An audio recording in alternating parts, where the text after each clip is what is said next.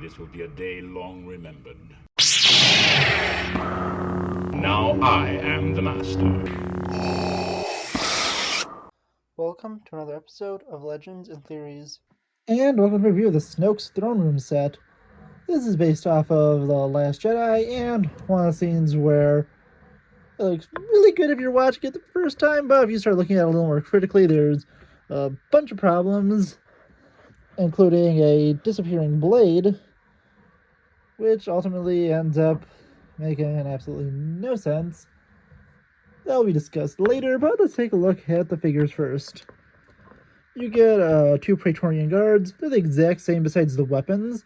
One of them is this longer spear you can see back here, and one of them is the disappearing blade.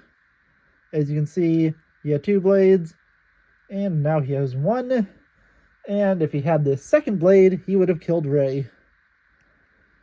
So, yeah, this guy is like the ultimate plot armor character who literally had his weapon disappear so Rey could still be alive. Sorry for the jump cut. I swear, every time I try to make one of these, I get interrupted. And now we have Rey. And this is Rey in the Last Jedi outfit. She has the unique hairpiece. I think it was only on this figure.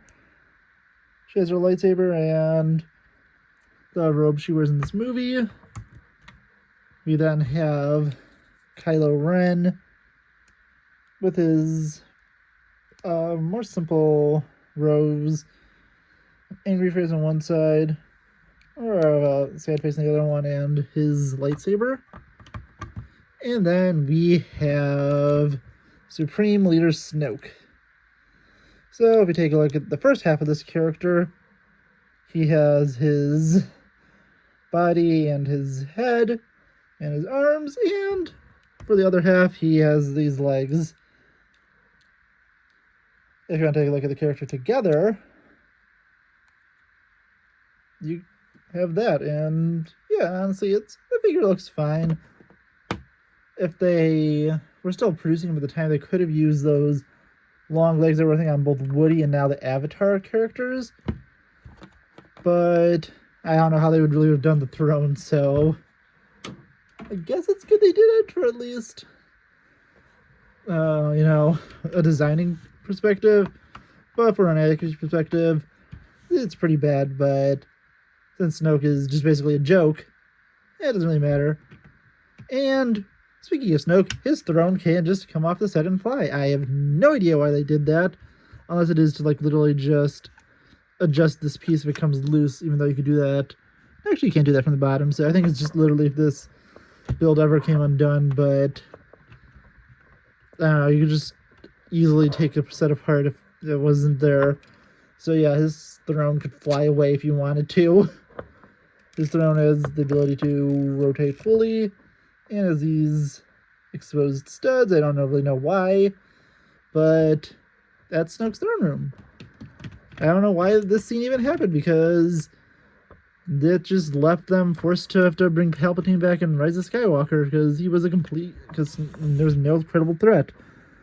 The ground here, if you grab Rey, you can place her here.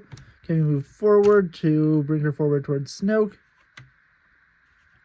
So yeah, you have that option to recreate that scene. You have these pillars over here where you have a cup hidden under here, a control panel. Nothing much there. You have these things that disintegrate people if you fall into them. You also have this area over here which shows the kind of the battle from in space. And finally, over here you have this exact same thing here. The bridge over here doesn't have too much, detail in it. In fact, you can't even really stand any figures on it.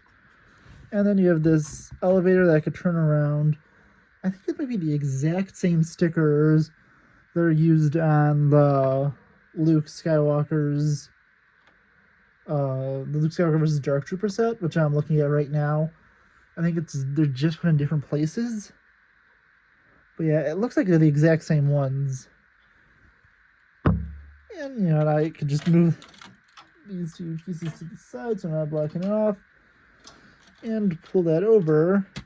And if you take a look at it, those elevators, I think they look like they have the exact same sticker.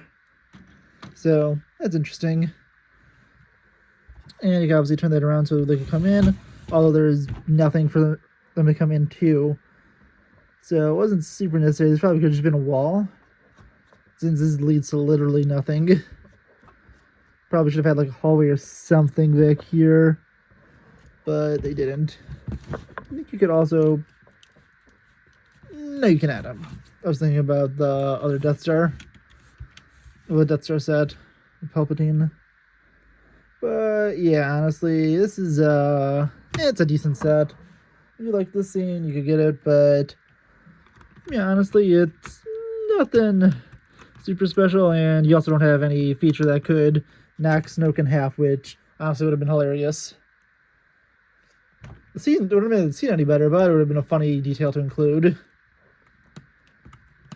But yeah, honestly, this set isn't that incredible.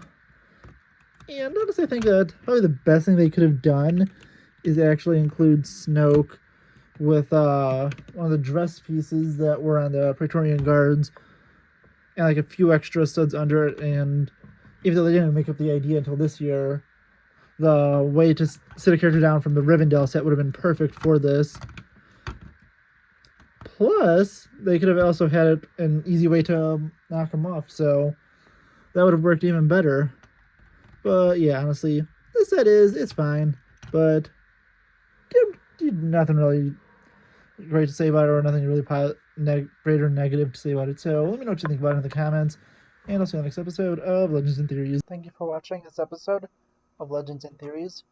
Please subscribe, like the video, share the video, leave a comment, check out the video on screen, and may the Force be with you.